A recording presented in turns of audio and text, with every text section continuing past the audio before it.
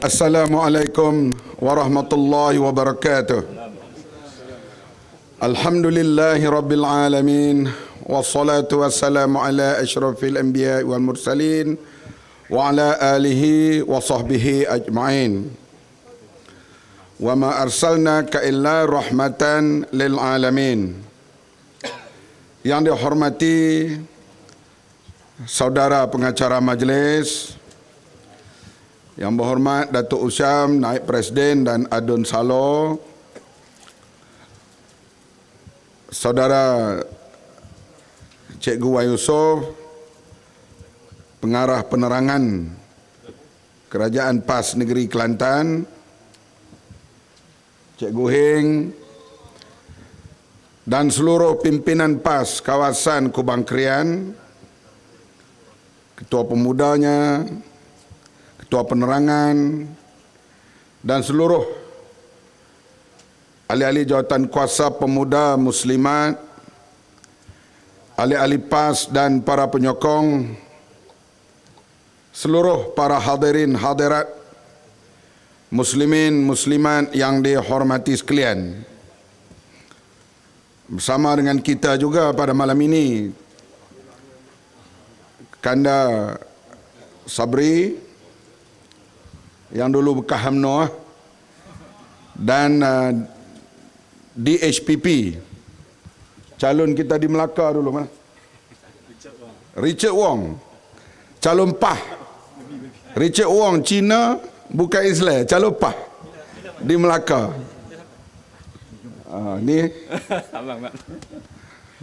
Dia ni cukup marah pada orang Melayu kerana tolak hudud. Seluruh para hadirin hadirat, saudara-saudari yang dihormati sekalian, alhamdulillah sekali lagi dapat kita bertemu. Baru ni hamba mari sini hujan lebat, tak dengar suara, dengar bunyi suara hujan. Malam ni alhamdulillah cerah. Hari ini kita berada pada bulan Mac, 5 hari bulan. Amba nak peringat sikitlah. 3 hari bulan Mac, hari jatuhnya khilafah Islam yang terakhir di muka bumi ini, iaitu jatuhnya kerajaan Osmaniyah di tangan Mustafa Kamal Atatürk pada tahun 24. Selepas jatuhnya kerajaan Osmaniyah itu, seluruh dunia Islam dijajah. Tak ada satu tempat pun tak dijajah, termasuk Mekah Madinah, dikuasai oleh Lawrence of Arabia. Baitul Maqdis, Palestin, jatuh ke tangan Inggris pada tahun 1917 bulan November, di tangan General Allenby daripada British. Macam mana Palestin boleh jatuh yang dikuasai oleh Turki? Tentera Inggeris datang dibantu oleh gerila-gerila Arab. Orang Arab sudah ditanam semangat asabiyah, qaumiyah, iaitu tidak rela lagi duduk di bawah pemerintahan Turki yang bukan daripada kaum mereka. Mereka sanggup bantu Inggris untuk menjatuhkan kerajaan Islam Turki, walaupun kerajaan itu serba lemah, tetapi dia adalah kerajaan Islam. Maka jatuhlah kerajaan Turki yang memerintah Palestin pada bulan November tahun 17. Hadirin sekalian, Inggris juga menggunakan gerila Arab untuk menjatuhkan pemerintahan Turki di seluruh negara Arab. Lawrence of Arabia dengan bantuan gerila Arab menggerakkan tentera menjatuhkan pemerintahan Turki di Jeddah kemudian jatuh Mekah, jatuh Madinah, dan akhirnya di tempat itu diserahkan kepada keluarga Saud untuk memerintah sampai hari ini. Kalau tuan-tuan pergi ke Madinah, tuan-tuan akan lihat stesen kereta api. Stesen kereta api itu tak ada landasan lagi dah. Stesen kereta api itu dibina oleh kerajaan Osmaniyah Turki. Gerila-gerila Arab meletupkan jalan-jalan kereta api daripada Damsyik ke Madinah, Damsyik ke Istanbul. Sehingga bantuan tambahan daripada kerajaan Turki tak dapat sampai kepada tentera-tentera mereka yang mengawal Madinah. Akhirnya Madinah pun jatuh ke tangan gerila Arab yang dibantu oleh Lawrence of Arabia. Maka hadirin sekalian, tentera Turki terpaksa berundur ke Syria, berundur lagi ke Turki, dan akhirnya seorang nasionalis sekular, Kemal Atatürk, bangun meniupkan semangat Turki untuk Turki, dan kerajaan Islam yang terakhir tumbang pada tahun 1924, yaitu 2 hari yang lalu. Maka hadirin sekalian, seluruh tempat suci orang Islam dikuasai oleh Yahudi dan Nasara. Masjidil Aqsa dikuasai oleh British. Mekah dan Madinah secara proksi, perwakilan British, dikuasai oleh keluarga Saud, yang kemudian diberi negara kepada mereka, Saudi Arabia. Hadirin sekalian, Baitul Maqdis bertukar tangan kepada Yahudi pada tahun 67, dan mereka kuasai sampai ke hari ini. Itu sejarah ringkas kejatuhan pemerintahan Osmaniyah pada 3 hari bulan Mac yang berlalu 2 hari yang lalu. Hari ini 5 hari bulan, 6 hari lagi sejarah berlaku di Kelantan, yaitu pada 11 Mac jatuhnya kerajaan PAS di tangan Barisan Nasional pada tahun 78. Sejarah ini perlu diperingatkan kepada rakyat Kelantan dan kepada kita semua. Ketika rakyat Melaya terpinga-pinga dengan kemerdekaan tahun 57, secara umumnya rakyat masih buta huruf. Orang-orang kampung hanya tahu membaca Jawi, tulisan Jawi. Tulisan Rumi ini hanya mereka yang belajar sekolah kebangsaan dan sekolah Inggeris yang dibuat oleh British.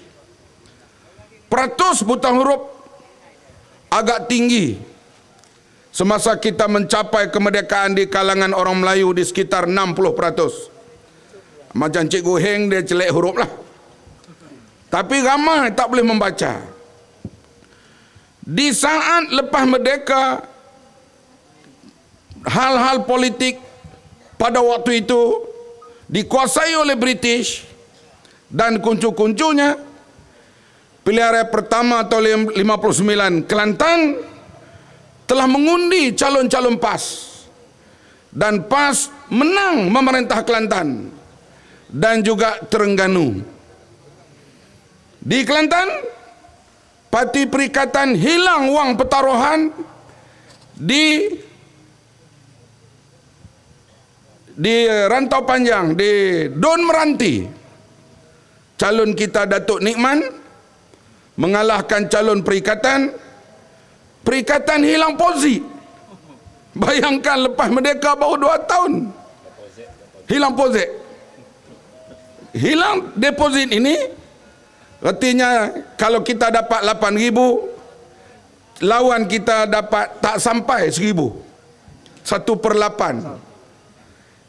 Gitulah kekuatan kita di Kelantan, calon kita kebanyakannya adalah guru-guru agama dan juga tok-tok guru pondok pada waktu itu.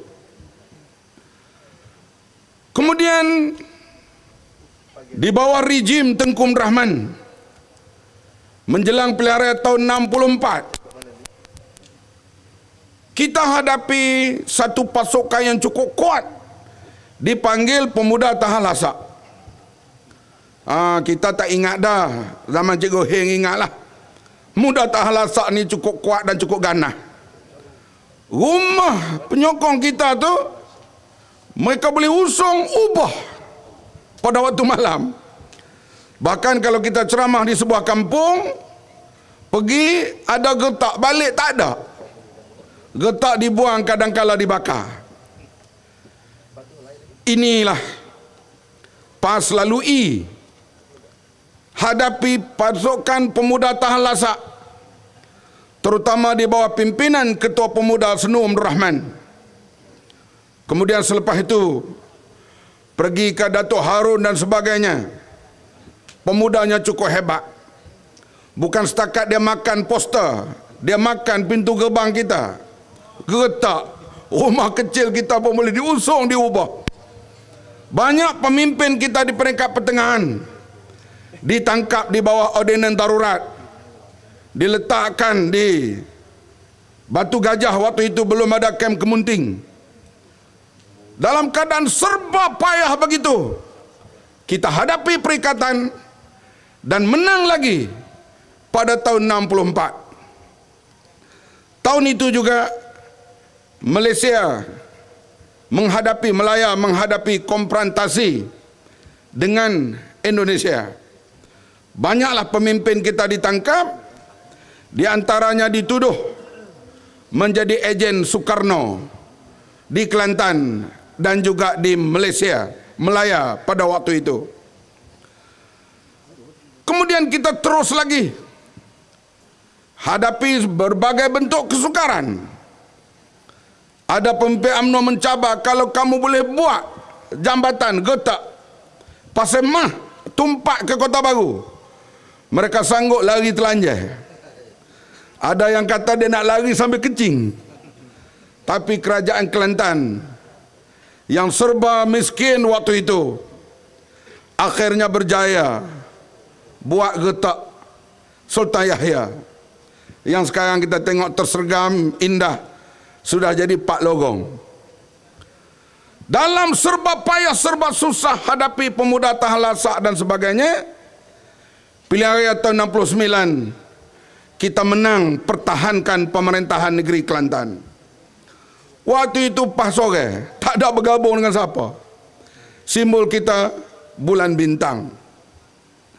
Kejadian 13 Mei berlaku tahun 69. Di atas sebab musabab pada waktu itu, muktamar kita meluluskan untuk menyertai kerajaan campuran dan Barisan Nasional pada tahun 73.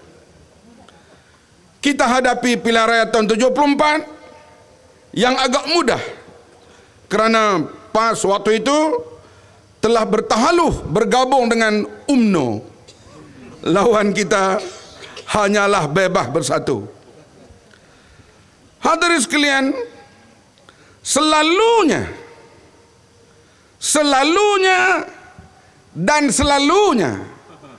orang kita menjadi lalai bila memerintah. Kita tidak jatuh bila kita ditekan begitu hebat. Amo ingat lagi pada tahun 99, pada tahun pilihan raya tahun 95, waktu itu amba jadi calon kali yang kedua di Kubang Kerian, Taman Nilampuri. Dan saya dilanda dengan satu tekanan kes mahkamah waktu itu.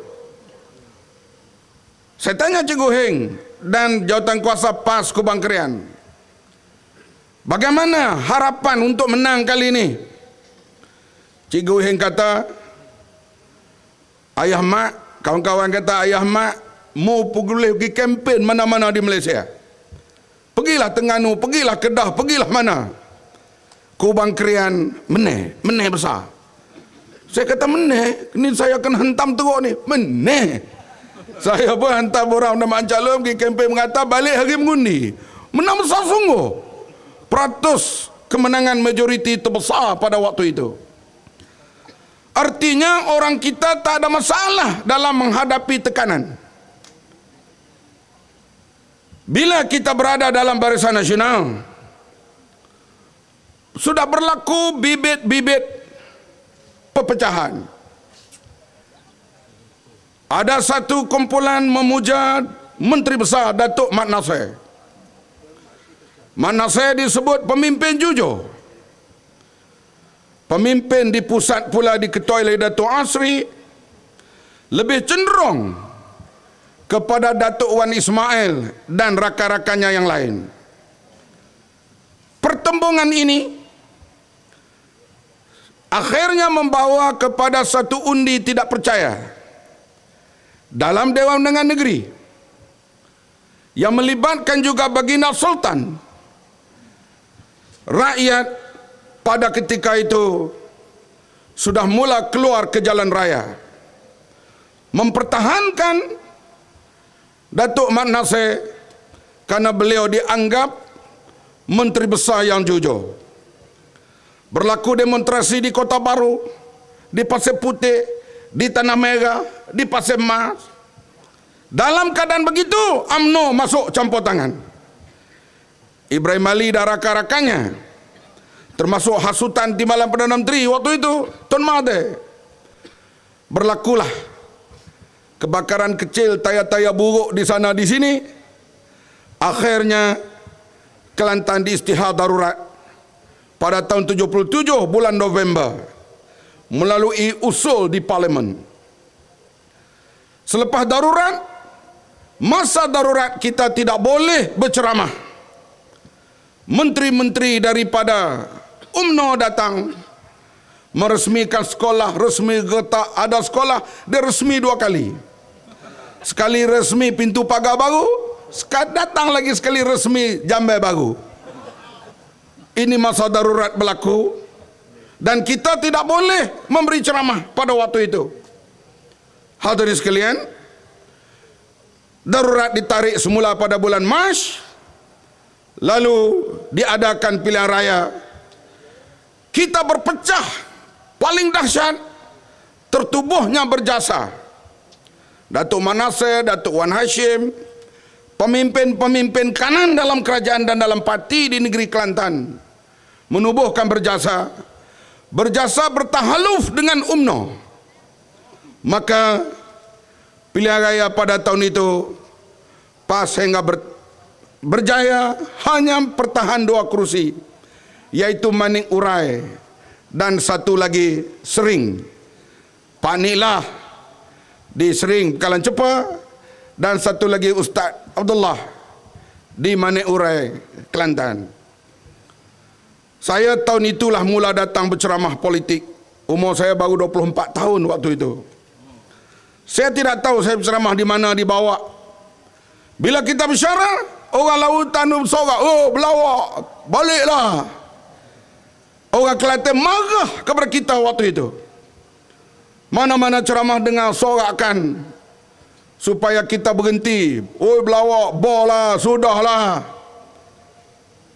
Hadirin sekalian, waktu itu saya bersama dengan pemimpin pelajar yang lain, termasuk Datuk Seri Anwar Ibrahim daripada PKPIM. Kami datang membantu PAS Kelantan. Tetapi apakan daya, rakyat Kelantan menolak. Kita hanya menang 2 kerusi sahaja. Hadirin sekalian, kita jatuh akibat perpecahan. Oleh itu pilihan raya ke-14 akan datang. Mau tak kita pertahankan negeri Kelantan ini? Mau atau tidak? Kalau mau, bina perpaduan. Kalau kita izinkan perpecahan dan berlaku perpecahan, inilah yang UMNO tunggu. Saya yakin penuh perpaduan akan dieratkan. Perbezaan pandangan tidak masalah. Yang bermasalah kalau ada fitnah, ini masalah. Berbeza pandangan, cara nak memaju Kelantan.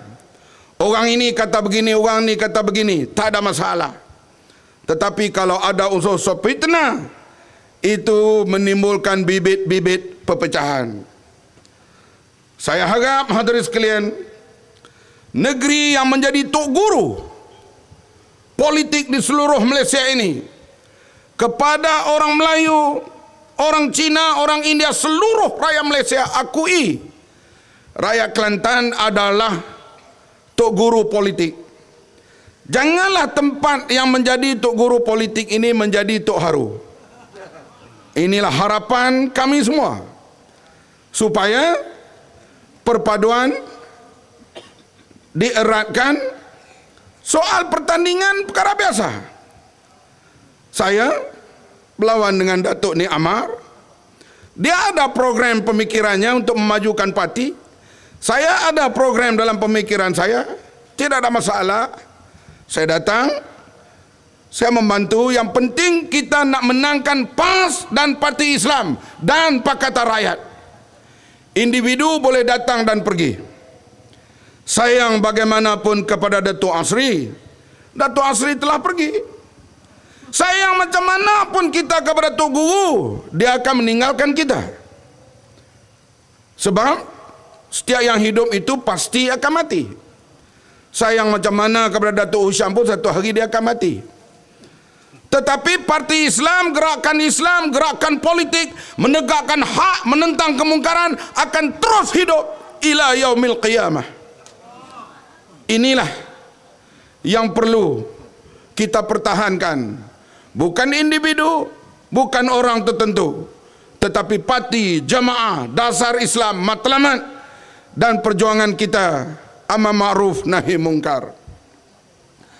Hadirin yang dihormati sekalian,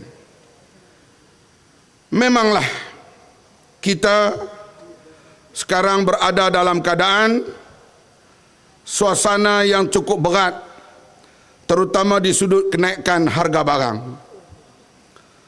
Sekarang di Malaysia, kajian bulan Januari, saya tak apa ingat, Datuk Usyam angka-angka ni dia ingat. Orang bankrupt satu hari 60 orang.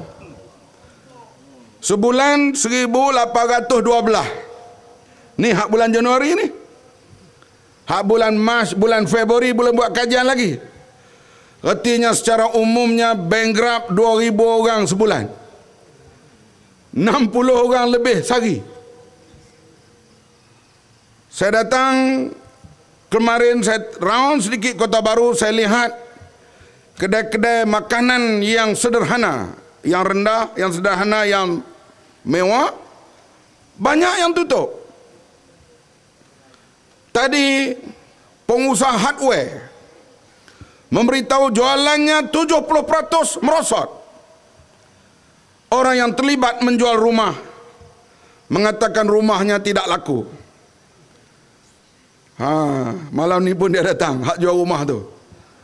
Dah teruk dah, hari-hari tangan duduk atas dahi. Kadang-kadang kaki duduk atas dahi.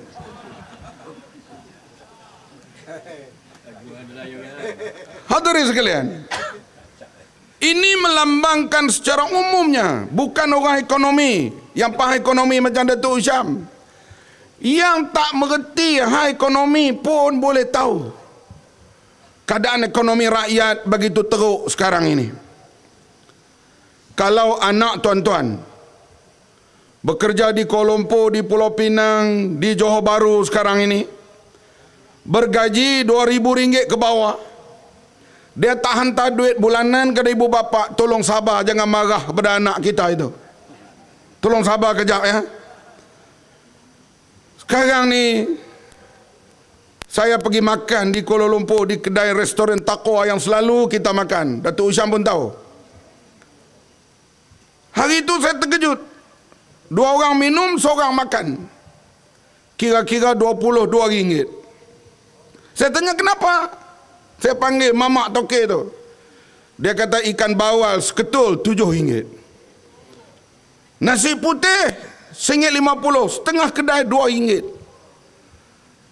Kalau satu ikan, satu sayur, sebelah telur masin, teh ais, kira RM12, RM13 sekali makan. Bayangkan kalau seorang bujang, lelaki atau perempuan, sewa rumah pangsa secara share, naik motosikal ke tempat kerja, dengan duit minyak, duit makan harian dan sebagainya. Kalau gaji RM1.500 sudah dianggap paras termiskin. Hadirin yang dihormati sekalian, peniaga besar atau peniaga kecil? Peniaga besar tak apa, kalau untung dulunya 5 juta, sekarang untungnya 4 juta, artinya masih angka juta. Tapi bagi orang yang berpendapatan rendah, disebut oleh Datuk Usyam tadi, paras kemiskinan mereka meningkat. Apa punca jadi begini? Disebut tadi, iaitu kerajaan terpaksa kurangkan subsidi. Sebab kerajaan dah tak ada duit. Saya simpati kepada Najib dan Kak Rosmah, kerana terpaksa melakukan pengurangan subsidi itu. Sebab subsidi ini melibatkan lebih 40-50 bilion wang negara. Dikurangkan subsidi gula, maka harga gula naik 35 sen setengah tempat pendalaman 40 sen. Dikurangkan subsidi minyak, naik 20 sen. Naik juga harga gas. Gas dan minyak naik, sudah tentu elektrik naik. Bila elektrik naik, hadirin sekalian, semua barang naik. Ada tak barang yang dibuat tak guna elektrik? Ada ke tak? Buat tahu tak kena elektrik, tapi sudah tentulah guna lampu. Kalau buat gapo pun elektrik belaka sekarang ni. Maka harga barangan naik. Bila harga semua naik, hadirin sekalian, gaji tak naik. Akhirnya hadirin sekalian, rakyat tanggung derita. Najib syorkan makan kangkung. Kangkung memanglah musim kemarau dia tak ada, mahal. Musim banjir banyak. Sekarang musim kemarau, kangkung pun mula mahal. Hadirin sekalian, kenapa kerajaan terpaksa tarik subsidi? Kerajaan tak ada duit. Kenapa tak ada duit? Inilah yang kami dah jerit lebih 20 tahun, 30 tahun. Tetapi orang tak ambil peduli, khasnya orang Melayu. Tidak Melayu Kelantan, Melayu luar Kelantan. Melayu Kelantan belah hulu teruk lagi. Kita cerita daripada dahulu bagaimana kerajaan membazir. Maggi harga sebungkuh 30 sen. Kementerian Pertahanan beli RM3 sebungkuh. Metekedarah 10 kali ganda. Sampailah kepada perwaja. Sampai Datuk Usyam masuk parlimen, ulang lagi hal perwaja ni. Rugi beri subsidi, rugi beri subsidi berpuluh bilion. Saya masuk parlimen tahun 90, keluar tahun 2004. Kapal terbang yang dibeli daripada Amerika tak boleh bawa balik. Skyhawk beli hak buruk. Berapa ratus juta wang negara kita hilang. Datang cerita kapal selam, datang cerita macam-macam.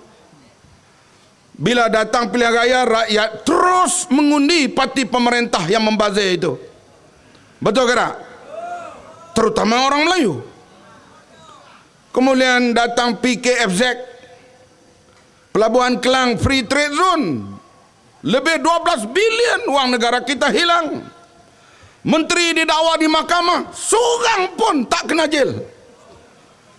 Zaman Tengku Abdul Rahman, zaman Tun Hussein On. Bila menteri dibawa ke mahkamah, selalunya lekat.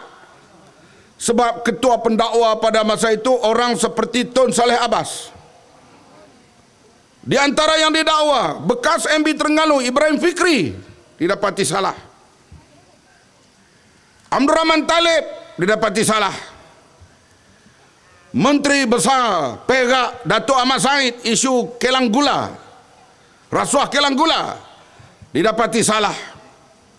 Yang paling hebat lagi, menteri dituduh membunuh rakannya, didapati salah. Mokhtar Hashim, menteri belia. Menteri yang cukup terkenal, ketua pemuda UMNO, naik presiden, hebat. Didakwa di mahkamah isu rasuah HSBC, didapati salah Datuk Harun. Ini kewibawaan mahkamah pada waktu itu. Pendakwa rayanya begitu hebat, mengemukakan kes. Sekarang isu Pelabuhan Kelang, sekor pun tak lekat. Hebat. Saya banyak kes mahkamah. Husyam dia dakwa orang, saya kena dakwa. Isu himpunan, isu Man Indra, isu Bukit Kepung, hak saya dakwa pun ada juga. Utusan tak habis lagi. Saya tak banyak kes, sekarang ada 7 aja. Hadirin sekalian, sebelum menunggu kes saya berjalan, dia ada 3-4 kes dahulu. Kalau orang Melayu kita tak ada lain lah, kes pecah rumah, kes dadah. 2 tu ya. Bulan lepas bercara di Mahkamah Session Bathurst. Sebelum kes saya berjalan, ada kes seorang pemuda. Dia didapati merompak seorang gadis. Banyak mana dia rompak? RM28. Tetapi dia memakai senjata. Barangkali wang itu diletakkan di celah baju apa tu? Baju dalam tu. Dia nak ambil duit situ, dia juga dituduh cuba mengganggu payudara. Memegang payudara lah. Maka dia kena 2 charge. Satu merompak bersenjata, satu dia cuba memegang payudara, mencabul. Hakim menjatuhkan hukuman 3 tahun penjara dan 1 sebatan. Saya tanyalah peguam saya, sebat tu macam mana, sakit ke tak? Dia kata, jangan. Siapa kena sebat tahulah. Siapa biasa kena sebat dalam penjara, angkat tangan. Tak payah ceritalah. Terkeluar kulit di punggung ni. Paling kurang sehebat mana orang itu pun, kalau disebat, dia akan panggil mak. Itulah Cikgu Hei yang tua pun kalau orang sebat, dia panggil mak. Tapi sebat dia tak boleh umur tua, umur 60 ke atas tak boleh dah kena sebat. Dia rompak RM28. Dan kerana barangkali ugut tunjuk parang itu, maka dia kenalah 3 tahun penjara. Sebab itu saya nasihatkan pada anak-anak muda, kalau nak merompak banyak-banyak. Macam menteri-menteri rompak di Pelabuhan Kelang, insya-Allah terlepas. Betul ke tak? Jangan pula dekat balai polis dia kata Bamak suruh merompak, mampu aku pula kena. Itu sebagai satu kiasan sahaja. Hadirin sekalian, jadi kita lihat yang terakhir banyak lagi audit dedah, termasuk jam dinding yang harga lebih kurang RM100, Kementerian Penerangan beli RM3,700. 37 kali ganda menteri Kedah. Akhirnya wang negara kita hilang begitu banyak, tirai bocor yang kita dedahkan sebelum pilihan raya ke-13 dulu. Kita dedahkan ke semua. Hutang negara sudah jadi 550 bilion lebih. Reserve negara sudah kurang. Pembangunan kerajaan kena buat. Gaji kaki tangan kerajaan kena beri. Mau tidak mau Najib terpaksa kurangkan subsidi. Bila kurangkan subsidi, harga barang naik. Kenapa harga barang naik sekarang? Siapa punya angkara? Saya sebut dalam bahasa mudah, because you ask for it. You itu ialah rakyat yang mau jadi begini. Rakyat Kelantan ni dah lah, rakyat lain negeri. Rakyat belah hulu Kelantan kita dia orang tak jadi begini. Sebab bila harga barang naik, bila hutang negara meningkat, yang susah rakyat jelata. Rosmah tak susah, sanggulnya makin besar, air di kolamnya makin banyak dia pakai. Barangkali dia tak sempat main badminton kerana membantu rakyat, maka dia terpaksalah ambil masa banyak di kolam renangnya. mereka tak susah, tapi yang menderita ialah rakyat jelata.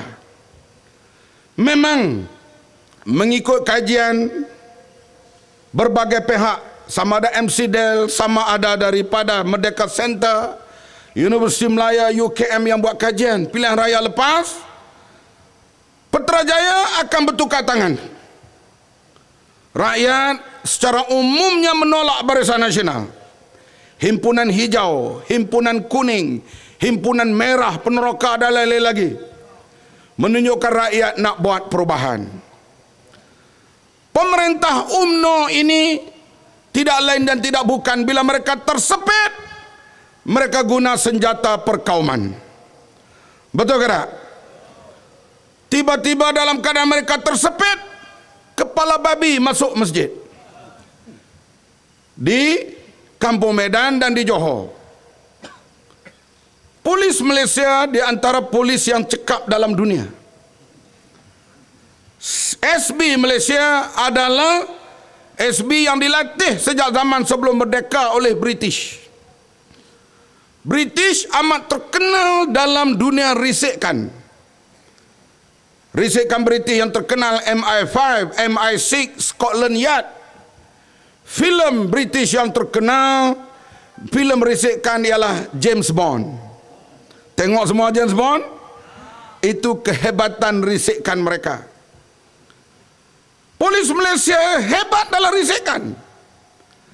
Tetapi pelik bin ajaib begitu hebat, tak boleh tangkap orang buang kepala babi dalam masjid sudah 3 tahun lebih. Pelik ke tak? Kenapa? Kenapa tak dapat tangkap orang yang bakar gereja? Pelik. Tetapi bila kita dengar kenyataan Tan Sri Musa Hassan, setelah beliau bersara, beliau mengatakan banyak tugas polis diganggu oleh orang politik. Siapa orang politik itu? Adakah bertaraf ketua UMNO bahagian? Adakah bertaraf ketua perhubungan negeri? Saya yakin lebih atas daripada itu. Kalau dakwaan Musa Hassan itu mencemar pasukan polis, kenapa Tan Sri Musa Hassan tak didakwa sampai hari ini? Inilah kita lihat, bila dia main isu perkauman, terutama di kalangan pegawai kerajaan, para pensyarah universiti, melalui Biro Tata Negara PLKN, Special Branch, dan juga daripada Biro Penerangan UMNO, membuat kursus-kursus kepada rakyat sasaran, meniupkan semangat perkauman.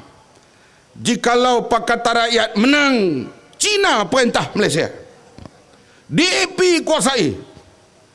Ini yang dimainkan di kampung, di Felda dan di bawah tempat.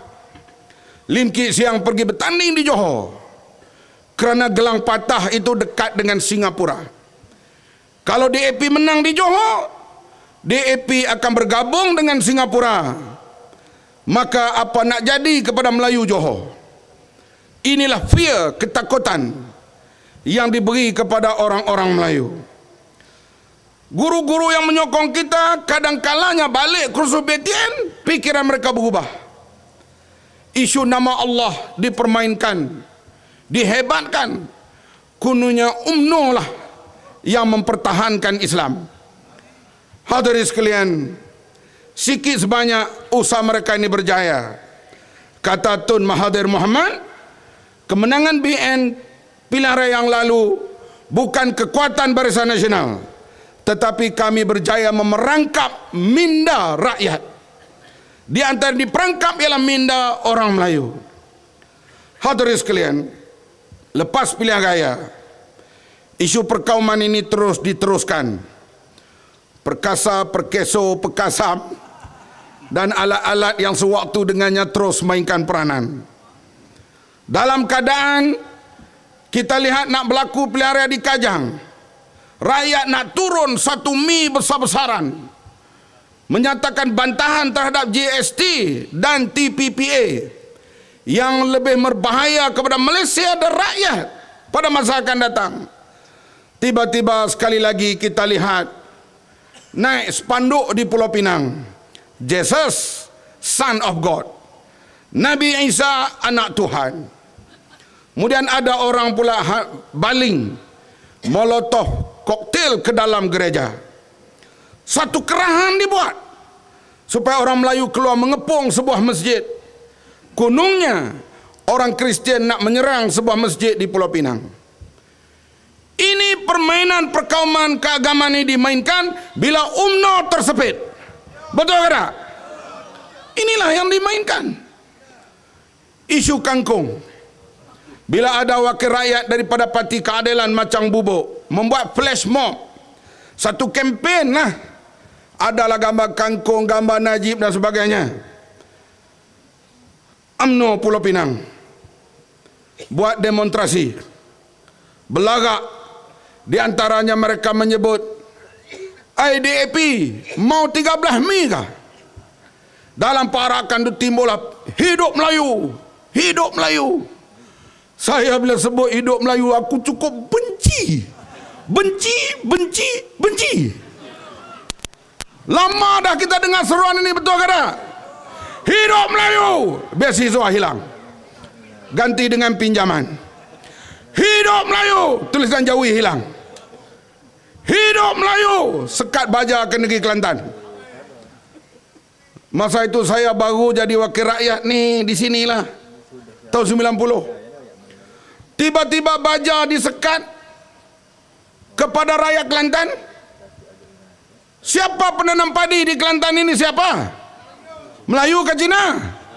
Adalah Cina sikit-sikit, Melayu ramah. Waktu itulah Ustaz Halim Timbalan Menteri Besar ada rakan yang berbincang macam mana nak beri baja segera. Kelantan tak banyak duit, keluarlah lebih kurang 4 juta waktu itu untuk beli baja segera. UMNO tergamak sekat bantuan baja. Pada masa yang sama, hidup Melayu. Hidup Melayu. Sekat royalti negeri Kelantan. Kelantan ni 95% Melayu, betul ke tak? Kalau bagi royalti negeri ni, PT banyak boleh buat pembangunan, buat perumahan, buat macam-macam untuk rakyat. Siapa yang untung? Hidup Melayu. Sekat lebuh raya. Tuan-tuan tahu kalau musim perayaan nak mari Kelantan ni, ialah yang mampu naik kapal terbang. Tapi kalau keluarga, kena balik dengan kereta. Daripada Tol Gombak nak sampai Kota Baru, ikut jalan Kuala Lipih 12 jam, 13 jam. Mekriau budak-budak menangis. Kita merangkak daripada Gua Musang tu nak sampai ke sini.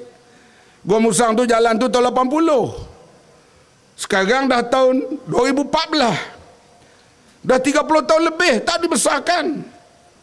Kemudian jalan sini sesak. Kuala Kerai nak sampai Kota Baru, kura-kura pun potong kita lagi.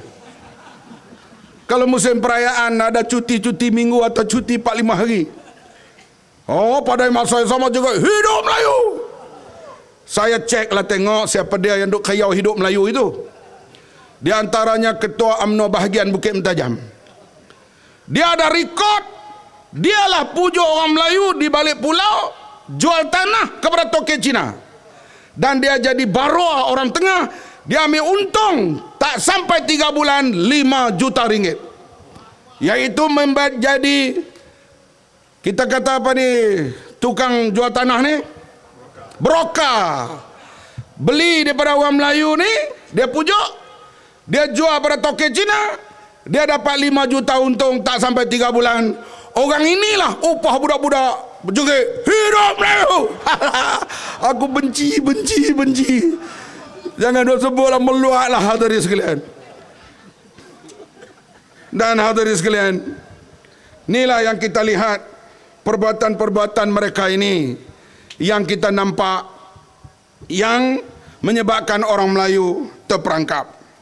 Hadirin hadirat yang dihormati sekalian, sebab itu kita lihat kajian-kajian yang dibuat oleh pihak postmortem kita ada, iaitu orang Melayu sedikit terperangkap dalam hal Melayu ini. Tetapi bila sebut perangkap, dia bukan boleh perangkap banyak kali. Betul ke tak? Perangkap itu terhurai dengan cepat. apabila datang isu apa kebelakangan ni, iaitulah isu hadis. Bila Kasih Mahmad memberi ucapan dan pandangan lamanya diulang kembali, cukup dengan Quran. Saya bukan ulama untuk membuat huraian apa-apa di sini, tapi sebagai seorang biasa kita beri pandangan. Dan dia kata orang Islam menjadi lemah kerana terlalu memuja Nabi Muhammad sallallahu alaihi wasallam. Cukup dengan la ilaha illallah.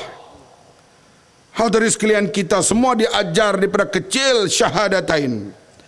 Tidak menjadi Islam kita bila kita menyebut la ilaha illallah tanpa Muhammadun Rasulullah. Muhammad Rasulullah. Tuhan itu Allah, pesuruh Allah itu Nabi Muhammad sallallahu alaihi wasallam, barulah kita menjadi orang Islam.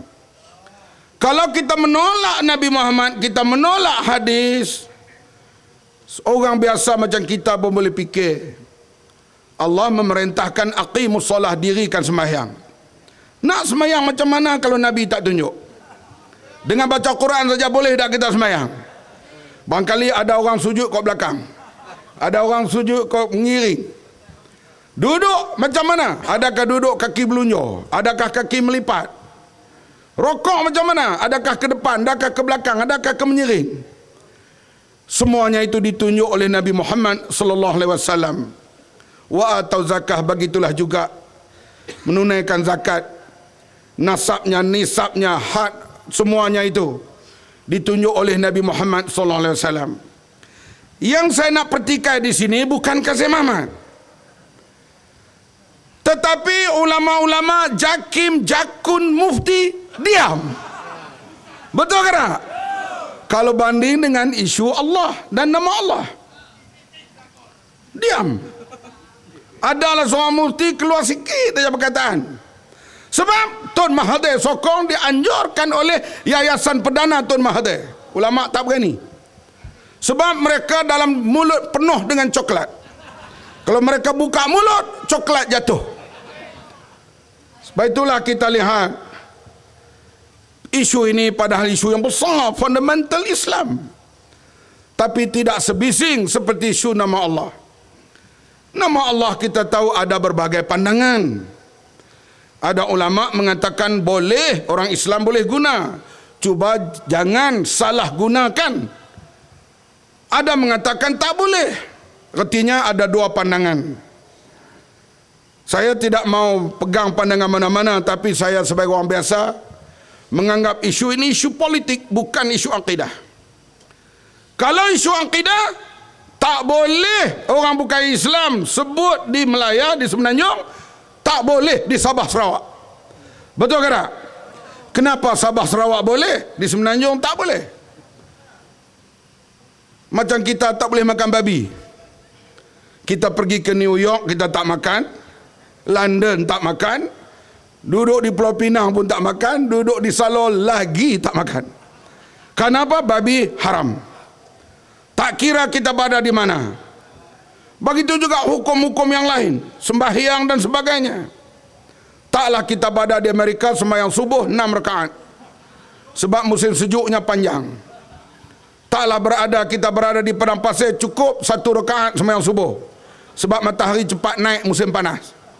Dia tetap 2 rakaat. Tapi nama Allah ni kita tengok pelik.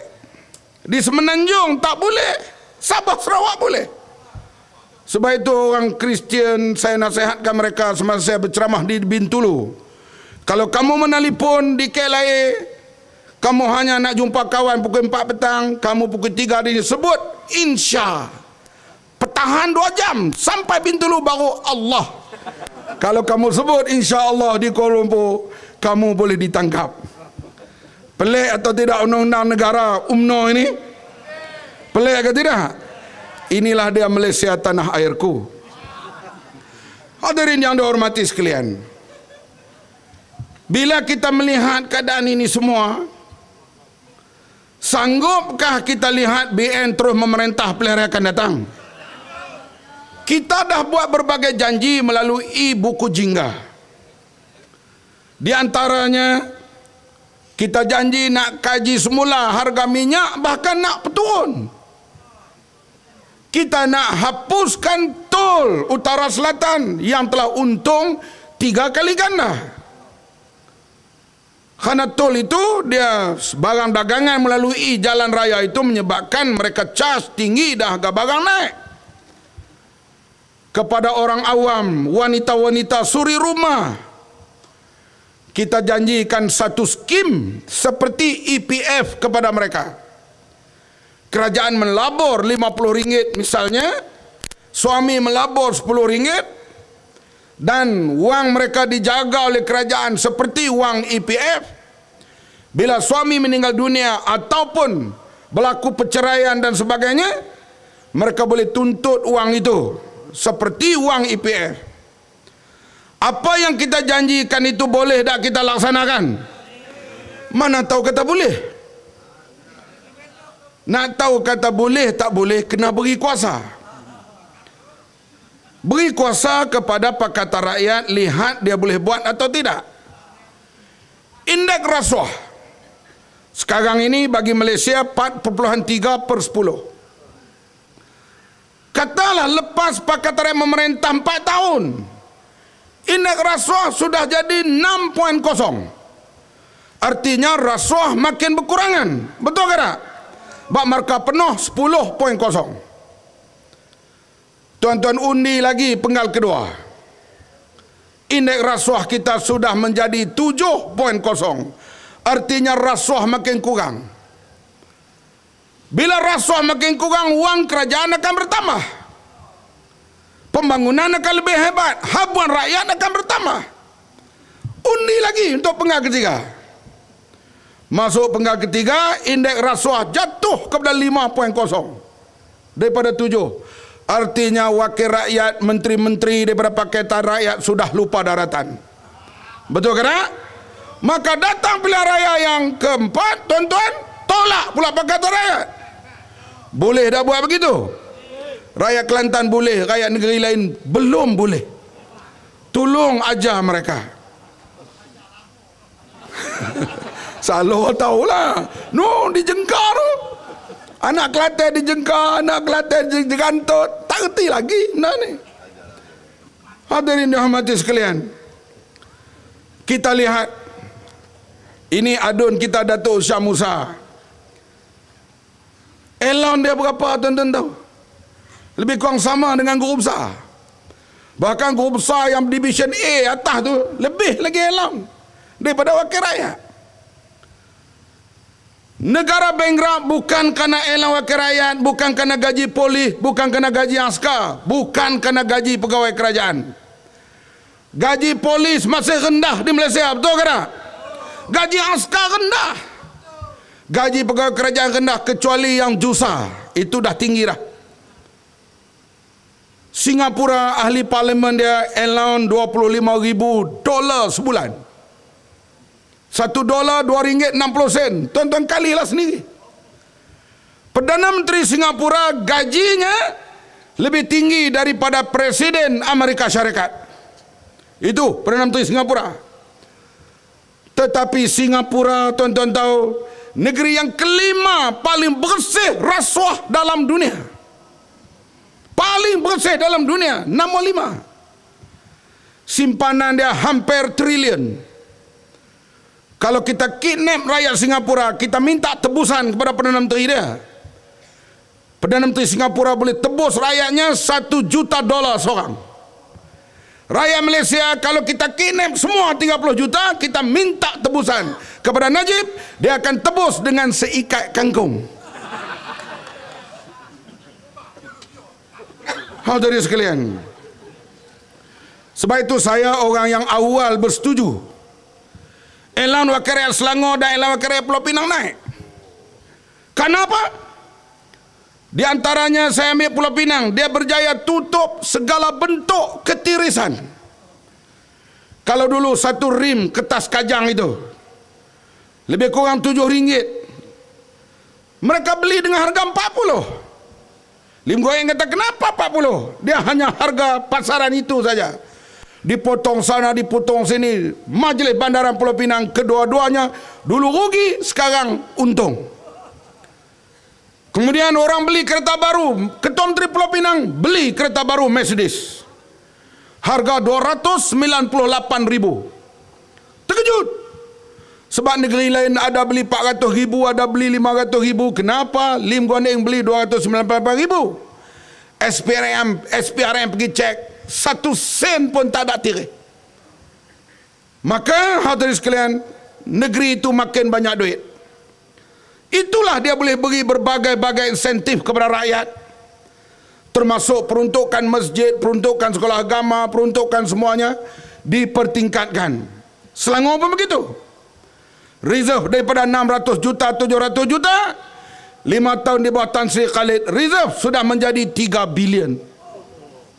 Bayangkan kalau kita ambil alih Malaysia, kalau kita tutup tirai sana, tutup tirai sini, Maggi sebungkus 30 sen, Kementerian Pertahanan beli dengan harga 30 sen juga. Banyak mana kita dapat jimat?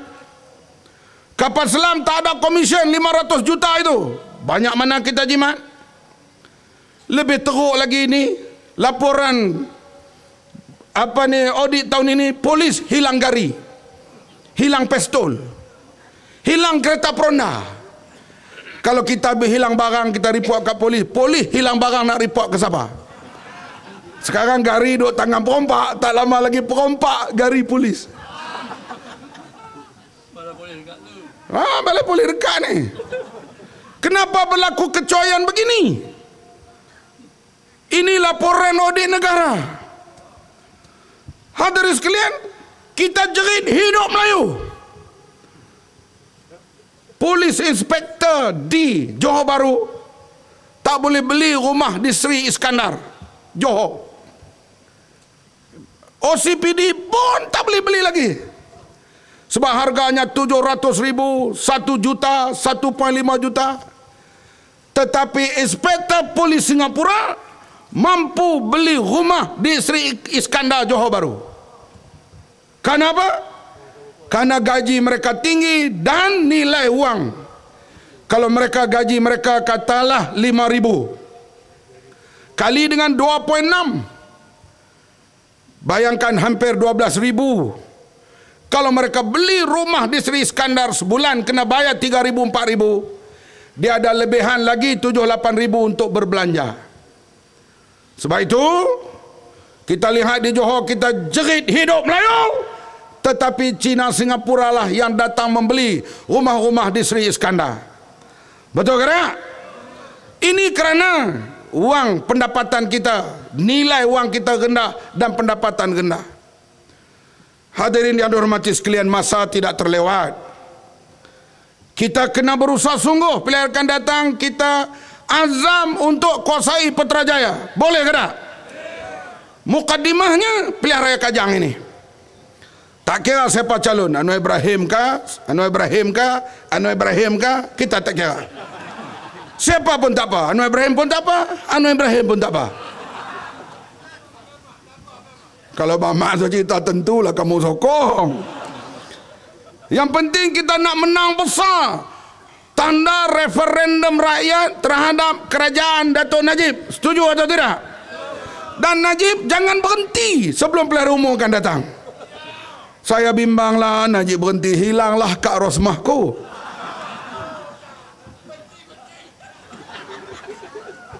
Hadirin sekalian, saya yakin di Kajang nanti Pakatan Rakyat akan dapat majoriti yang lebih. Bila majoriti lebih dari pilihan raya kecil yang lalu, ini referendum rakyat, tanda kita akan mengambil alih Putrajaya pilihan raya akan datang. Kita bukan nak guling kerajaan, kita nak tukar parti pemerintah UMNO Barisan Nasional kepada Pakatan Rakyat. Boleh semua? Inilah harapan kita, dan setakat inilah kita bertemu kali ini. Semoga rakyat Kelantan terus teguh dengan PAS dan Pakatan Rakyat, dan insya-Allah akan terus memerintah negeri Kelantan sampai bila-bila insya-Allah. Wabillahi taufiq wal hidayah. Wassalamualaikum warahmatullahi wabarakatuh. Takbir. Allah.